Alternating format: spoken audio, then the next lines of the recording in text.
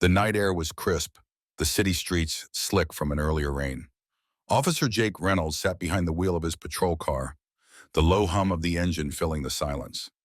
Beside him, Shadow sat alert, his dark eyes scanning the streets as if reading the city's pulse. The German Shepherd was more than a partner. He was family. For years, they had walked this path together, through the quiet nights and the stormy ones, through routine patrols and the ones that had left scars. Jake reached over, ruffling Shadow's thick fur. "Just another quiet shift, huh, boy?" he muttered.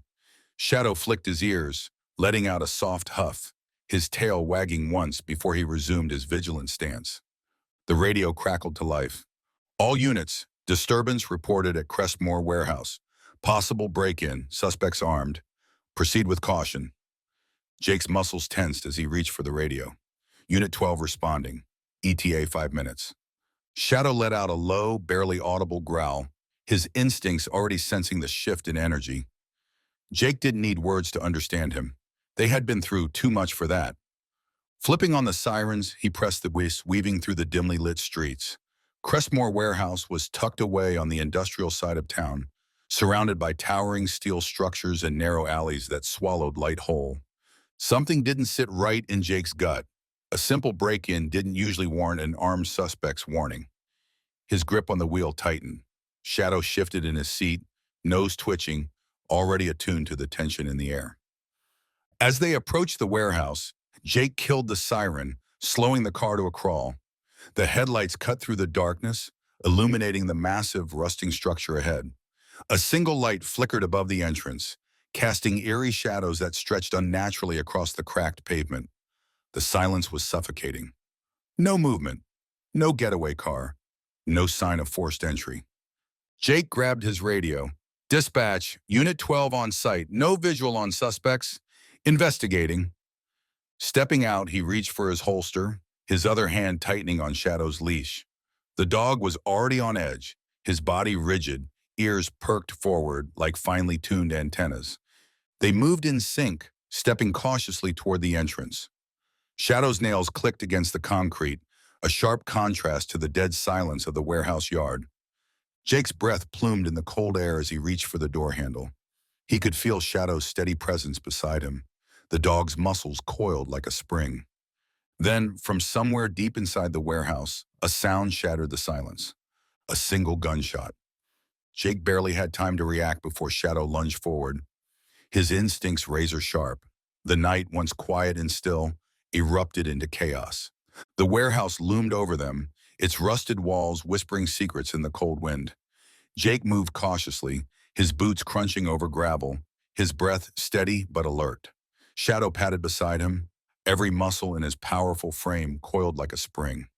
The dog's ears flicked forward, nose twitching, reading the air in a way Jake never could. Years on the force had taught him to trust his gut. But Shadow? Shadow's instincts were something beyond that, something primal, something absolute. And right now, every fiber of the dog's body was screaming a warning. Jake felt it too, the way the night seemed too still, too hollow. No sign of movement, no shattered glass, no forced entry. Yet, something was off. He reached for his radio, but before he could press the button, Shadow let out a sudden, low growl. It wasn't aggression, it was a warning. Then chaos erupted. Gunfire split the silence, cracking through the air like a whip. Instinct took over. Jake dove for cover behind a stack of wooden crates just as bullets tore through the night. The warehouse lit up in bursts of muzzle flashes, the sharp scent of gunpowder filling his lungs. Shadow snarled, his body low, teeth bared. "Shadow, stay!" Jake barked, but the dog had already made his move. Like a bullet himself, Shadow lunged toward the darkness, zigzagging through the open space, a ghost in the night. He was fast, faster than any man could react. A figure in the shadows cursed as Shadow's jaws clamped down, a pained scream following. But the gunfire didn't stop. Jake pressed his back against the crate, breath heavy, adrenaline hammering through his veins. He peeked out just enough to see 2, maybe 3 figures moving behind the machinery. This wasn't a random break-in, it was a setup. A second gunshot, sharp, too close. Pain exploded in Jake's side, white-hot and blinding. The force sent him sprawling onto the cold concrete, his breath ripped from his lungs. He gasped, the taste of iron flooding his mouth. The world spun, and for a moment all he could hear was the distant echo of sirens, growing too far away like they'd never reach him in time. Then a shadow loomed over him, snarling, growling, fierce as a storm. Shadow. The dog stood over Jake's body, his fangs bared, his growl so deep it rumbled through the ground beneath them. His body moved with precise, trained aggression, shielding his fallen handler from the advancing figures. Jake tried to move, tried to reach for his gun, but his limbs felt like lead. He could barely whisper the words. Good boy. Shadow braced himself, his eyes locked on the enemy. He wasn't backing down. Not tonight, not ever. The world around him blurred, the cold pavement pressed against Jake's back, its unforgiving surface soaking up the warmth from his body.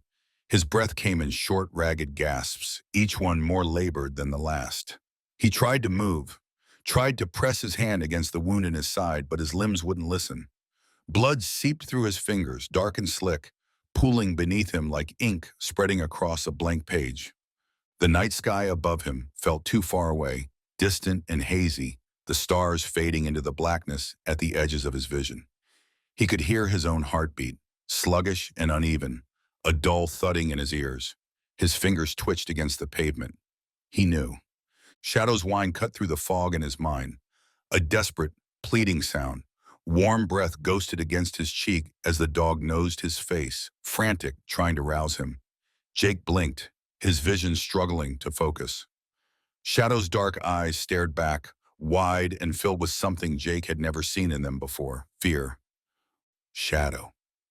The word came out broken, barely a whisper.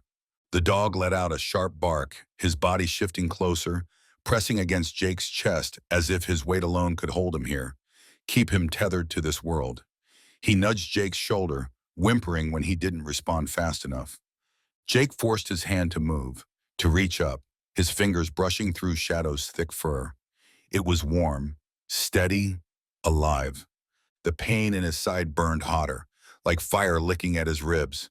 He coughed, the taste of copper filling his mouth, and the effort left him dizzy. His grip on Shadow's fur weakened. No! Shadow growled, low and desperate, his body shifting, his eyes darting between Jake and the empty darkness beyond them. The gunmen were gone. The silence was worse than the gunfire. Jake's fingers curled weakly, barely holding on to Shadow now. His mind felt heavy, the pull of unconsciousness dragging at him. He knew he wouldn't last much longer.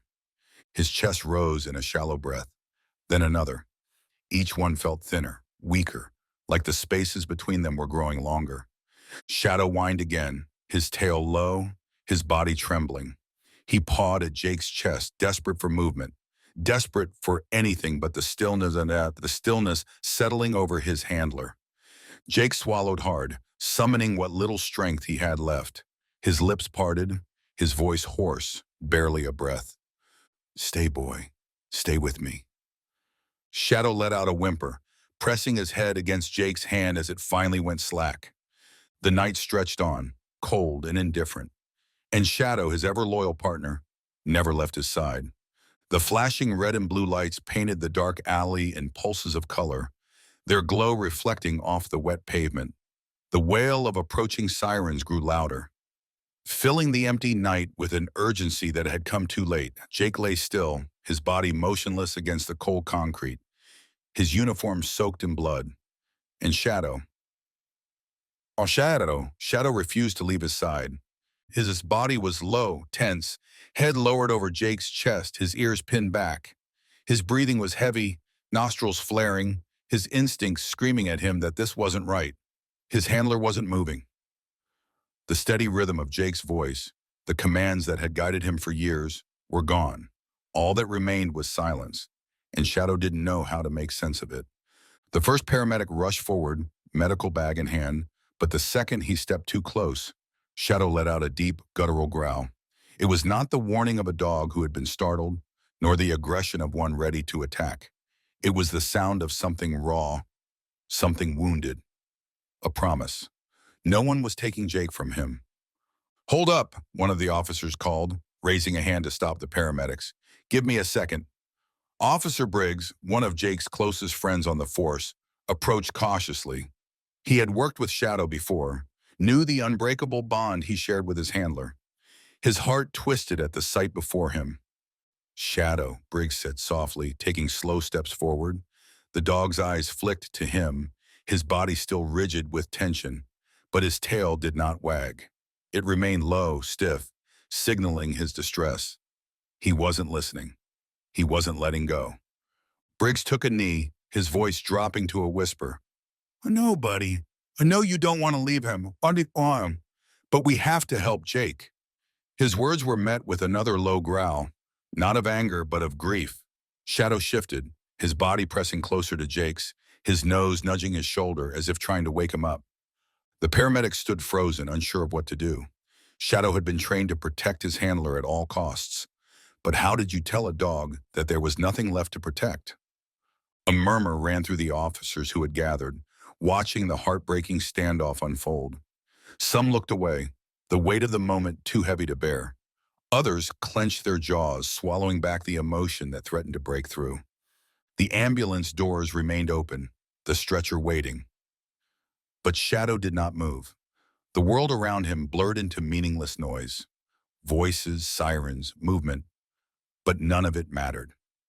His handler was still here, and that meant he had a job to do. Briggs exhaled, blinking back the sting in his eyes. All right, boy, he murmured, reaching out carefully. If you won't leave him, then we'll take you both. As the paramedics hesitated, Briggs nodded toward them. Load them together.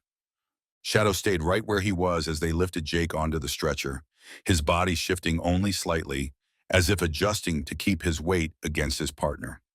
When the wheels began to move, Shadow moved with them, his paws clicking against the pavement. He would not be left behind. Not now. Not ever. The wheels of the stretcher rattled over the uneven pavement, a hollow sound swallowed by the wail of sirens and the murmurs of officers who had gathered in solemn silence. The night still clung to the city, heavy and suffocating, but Shadow moved as though the weight of the world pressed down on him alone. His paws matched the rhythm of the stretcher's slow movement, his gaze locked onto the still body of his handler, his breath coming in short, uneven huffs. No one dared stop him. Officers lined the path leading to the ambulance, their faces set in a mix of grief and reverence. They had seen plenty of loss before, had witnessed tragedy unfold in 1,000 different ways. But this was different. This wasn't just a fallen officer being taken from the scene. This was a partner being left behind. Shadow stayed close, his steps never faltering, his body never straying from Jake's side. When the stretcher reached the ambulance, a paramedic hesitated, glancing at the officers as if searching for an answer to a question he didn't know how to ask. Briggs stepped forward. Let him in. The words were barely spoken before Shadow leaped into the ambulance. Settling at Jake's feet, his body curled just enough that his head rested against his handler's boot. He did not move. He did not make a sound. The paramedics worked around him, securing IV lines and checking vitals. But Shadow remained still, his entire world condensed to the fading scent of the man he had spent his life protecting. The ride to the hospital was silent except for the steady beeping of the heart monitor, each note like a cruel ticking clock. Shadow didn't flinch. He only listened, his ears twitching at every change, every dip in rhythm, as though he could will the machine to keep going, to keep Jake tethered to this world just a little longer. When the ambulance doors opened, he moved again, following as they wheeled Jake inside. He was stopped at the ICU doors, a firm but gentle hand pressing against his chest. We have to take him now, the nurse said softly, her voice thick with understanding. Shadow did not growl. He did not fight. He only stood there watching as they disappeared behind the doors, his tail hanging low, his ears flicking forward as if waiting for a sound, any sound, that would tell him his handler was coming back. The waiting room was too bright, too sterile, too empty. Officers lingered nearby, whispering to one another, but Shadow didn't acknowledge them. His eyes never left the door. Minutes stretched into hours, and still he did not move. Then the door opened. A doctor emerged, pulling his mask down, his face lined with exhaustion. The officers rose to their feet, their bodies rigid as they braced for the words they already knew were coming. "I'm sorry," the doctor said. A quiet gasp passed through the room. Someone cursed under their breath. Someone else wiped at their face. The world seemed to tilt slightly, like the ground itself had shifted beneath them. Shadow blinked. His tail did not move. His ears did not twitch. For a long moment, it seemed as though he hadn't heard at all. But then his body tensed. His chest expanded with a deep breath, his nose lifting slightly as if searching for a scent that was already fading. Then it came. A sound so raw, so broken that it cut through every voice, every whisper, every ounce of composure left in the room. Shadow threw his head back and howled. It was long, hollow, a cry of grief so deep it settled into the bones of every person who heard it. It was the sound of loss, of knowing that the one he had spent his life protecting was gone. And yet he did not leave. Long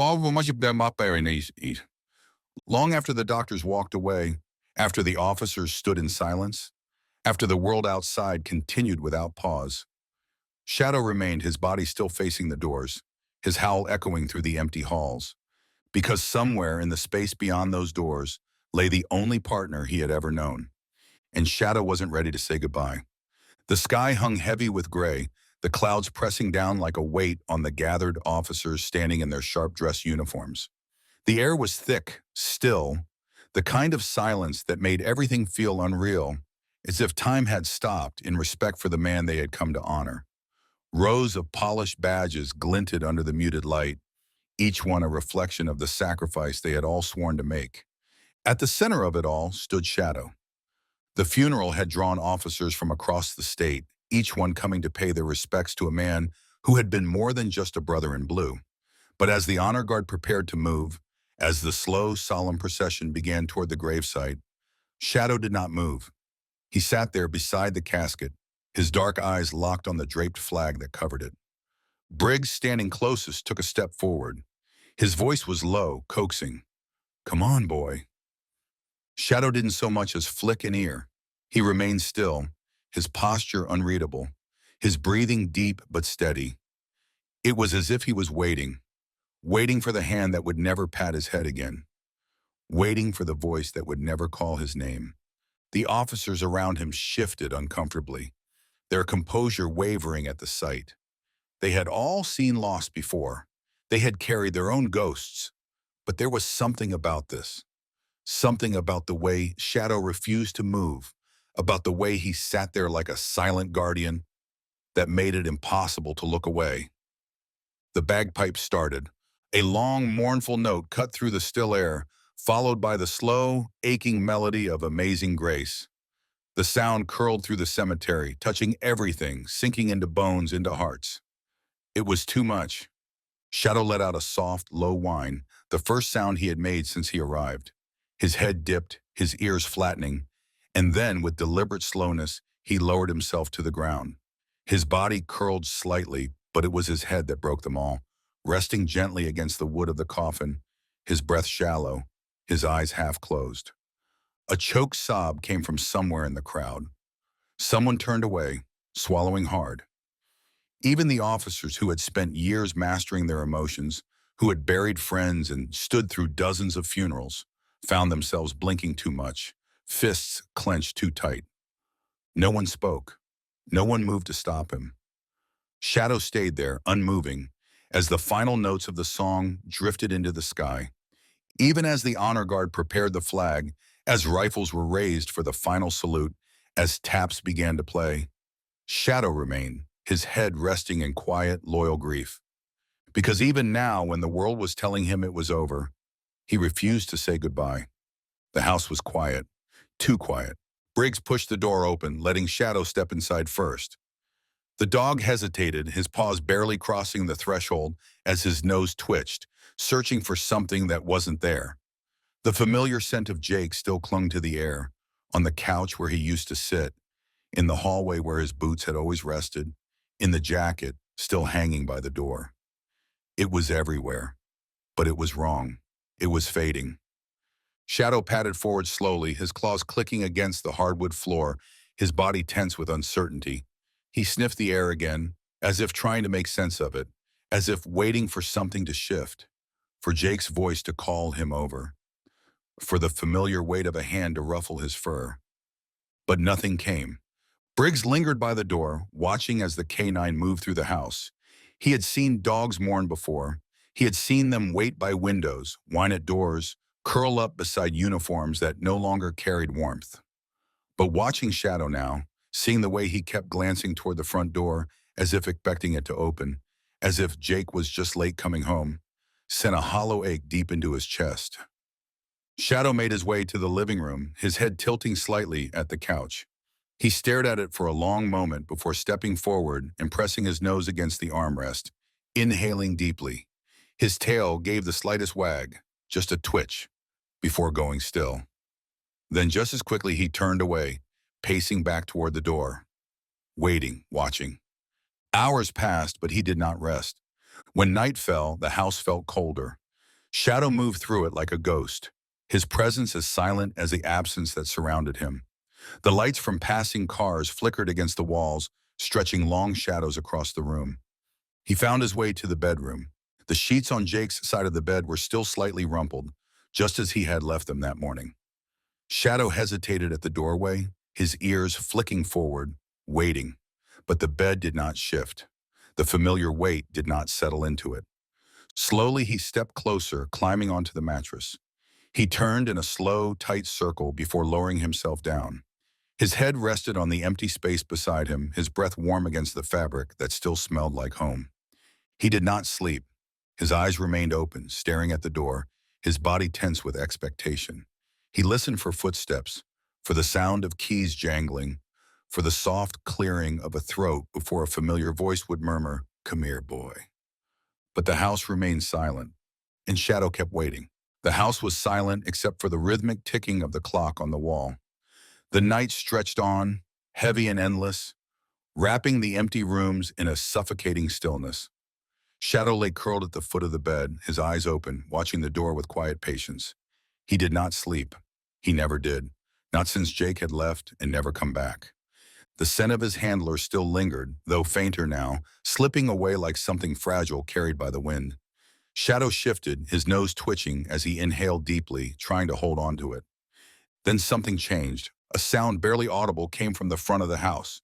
A whisper of movement, or maybe just a feeling, one Shadow couldn't explain, but one he understood. His ears perked. His muscles stiffened. He rose slowly, his nails clicking against the hardwood floor as he moved toward the hallway. The police jacket still hung by the door, the same way Jake had left it. The fabric swayed slightly, as if disturbed by an unseen force. Shadow stopped, his head lowering, his body coiling with tension. Then suddenly he let out a sharp bark. It cut through the silence like a blade. He barked again, louder this time, his tail stiff, his eyes locked onto the jacket. His breath came in short, sharp huffs, his nose flaring as he stepped closer. He sniffed once, then twice. Something wasn't right. The next moment, he bolted. Briggs nearly dropped his coffee when the phone rang in the dead of night. Calls at this hour were never good news. He grabbed his keys before he even answered. When he arrived, Shadow was no longer inside the house. The door was still shut, but the dog was gone. Briggs scanned the yard, his pulse quickening. Then he heard it, the frantic sound of barking, coming from the driveway. Shadow stood beside Jake's old patrol car, his front paws braced against the door, his claws scraping at the metal. His breath came in fast, urgent puffs, his tail stiff, his entire body tense with frustration. Briggs stepped closer, his brows furrowed. "What is it, boy?" Shadow barked again, then pressed his nose against the door handle, whining, his body shifting with agitation. He wasn't just reacting. He had found something.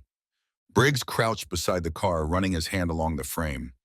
That's when he saw it, a small gap beneath the driver's seat, just barely visible, just barely out of sight. His breath caught. With steady hands, he reached inside, his fingers brushing against something hard, something cold. He pulled it out slowly, and when he looked down, his stomach tightened. A flash drive. Shadow let out a soft huff, his eyes locked onto Briggs. There was something on that drive, something Jake had left behind, and somehow Shadow had known exactly where to find it. The flash drive felt impossibly small in Briggs' hands, yet it carried a weight that pressed down on his chest like a stone. The cold night air did nothing to steady his pulse as he turned it over between his fingers. Shadow sat beside him, panting lightly, his sharp eyes locked onto the object, as if waiting for Briggs to understand what he already knew. Jake had left something behind, something important, and Shadow had been the only one to see what everyone else had missed. Briggs exhaled, his breath visible in the night air. He wasted no time. Sliding into the patrol car, he plugged the drive into the onboard laptop. The screen flickered, the loading bar crawling forward until a list of files popped up. At first, it seemed like routine casework. Reports, timestamps, officer statements, nothing unusual. But as he scrolled deeper, the entries changed. Hidden between the official reports were files Jake had never submitted, witness testimonies that contradicted the ones on record, surveillance footage flagged as inconclusive, a list of names, some familiar, others sending an unsettling chill through Briggs as he read them. Jake had been investigating something on his own, something big, and someone had wanted it buried. Briggs's gut twisted as he clicked on a video file. The grainy footage loaded, showing the back of a dimly lit alley. A timestamp in the corner marked it just weeks before Jake's death. The camera was shaky, as if taken from a hidden body cam or a phone held just out of sight. A group of men stood huddled in conversation. One of them turned slightly, and Briggs' breath caught in his throat. It was Captain Monroe, the man who had given Jake his last assignment, the man who had stood at his funeral, eyes dry, voice steady, speaking about loyalty and sacrifice. Briggs clenched his jaw, his grip tightening on the laptop. Jake had found something, something worth risking everything for. And now, thanks to Shadow, that truth was no longer buried beneath a car seat. Shadow whined softly beside him, nudging his knee, sensing the shift in his handler's energy. Briggs reached down, running a hand through the thick fur between Shadow's ears. "You knew, didn't you?" His voice was quiet, filled with something heavier than grief. Shadow huffed, his tail flicking once against the car floor. Briggs grabbed the radio. "Dispatch, this is Detective Briggs. I need you to notify the chief. The chief immediately. We're reopening Jake Reynolds' case. Effective now." Silence held for a moment before the response crackled back. "Copy that, Detective." Briggs looked down at Shadow, his eyes dark with determination. Jake had been chasing the truth. And now, with Shadow leading the way, Briggs was going to finish what he started. The courtroom was silent, save for the steady ticking of the clock on the far wall. The air was thick with anticipation, the weight of months of investigation pressing down on everyone in the room. Captain Monroe sat at the defense table, his face unreadable, but his hands told the truth, clenched into fists, the tension clear in his knuckles. Briggs stood near the prosecution's table, arms crossed, his gaze steady. Shadow sat beside him, his dark eyes locked onto Monroe, the same unwavering focus he had carried since the night Jake died. The judge cleared his throat, adjusting his glasses as he looked over the jury. "Has the jury reached a verdict?" A woman in the front row stood, her voice steady despite the emotion rippling through the room. "We have, Your Honor." The silence stretched, thick and suffocating, until the words finally came. "Guilty." A murmur spread through the courtroom. Monroe's jaw tightened, his mask of calm cracking for the first time. He had thought he had covered his tracks, that Jake's suspicions had died with him. But Shadow had never let the truth rest. He had led Briggs to the missing evidence, forced open a case no one wanted to touch, and now justice was finally being served. Briggs let out a slow breath, resting a hand on Shadow's back. "You did it, boy," he murmured. Shadow remained still, watching as Monroe was led away in handcuffs. It wasn't a celebration, it wasn't victory, but it was justice, and it was what Jake would have wanted. A week later, they gathered again, this time not in a courtroom, but at a memorial. Officers from across the city stood in silent rows, their badges gleaming in the afternoon sun. The folded flag that had once rested on Jake's casket was now being presented to his family. Shadow sat at the front, a polished medal hanging from his collar, the highest honor a K-9 could receive. The chief of police had insisted on it. Shadow wasn't just a partner. He was a hero. Briggs knelt beside him, adjusting the ribbon. "You earned this," he said softly. But Shadow didn't react. His eyes were on the door of the station behind them, ears flicking at every sound. Waiting, watching.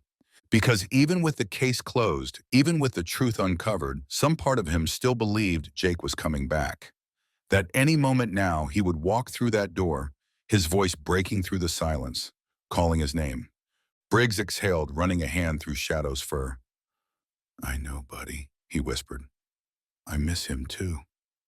Shadow let out a soft sigh, lowering his head. He would wait as long as it took, because some bonds never break, not even in death. Shadow remained by the station doors, his gaze unwavering, his breath steady. The sun dipped lower, casting long shadows across the pavement, but he didn't move. Officers passed by, some pausing, some watching, all knowing exactly why he was there.